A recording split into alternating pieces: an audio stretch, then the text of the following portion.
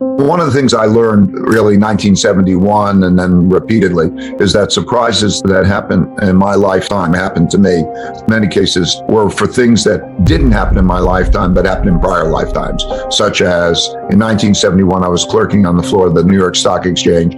August 15th, Nixon severs the relationship between gold and the dollar, so essentially defaulting. And I walked on the stock exchange, I said financial crisis, and I would expect it to be down a lot. It was up a lot. I studied history and found that the exact same thing happened in March 5th, 1933, with Roosevelt doing the same thing basically on the radio. And then I understood things better. So what happened for me over the last number of years is there are three big things that are happening in my lifetime that didn't happen. And I actually found with research 5. So the first is the amount of depreciation and monetization of that and how it's carrying through the system. The second is the amount of internal political, social, economic conflict that is now going on.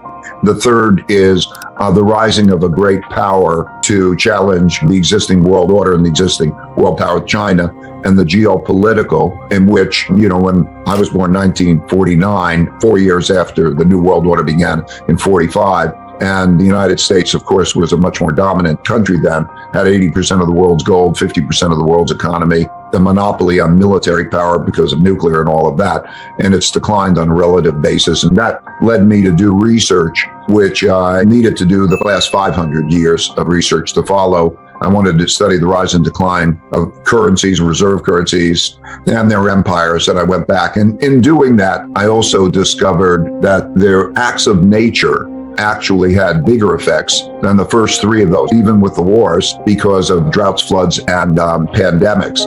And then number 5 was the greatest, of course, is man's capacity to adapt and invent, because in one way or another, if you look at that, per capita income rises, living standards rise over periods of time. But these big cycles and these big events are dominant. So those are, I think almost everything could fall into those 5 categories, so that's how I look at it. I think that we're in a period in which there's a supply and demand for debt and credit, because one man's debts are another man's assets.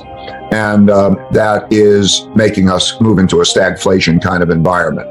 In other words, the trade-offs between the two will become more difficult. But I think that number 2 influence, the political, is the most important.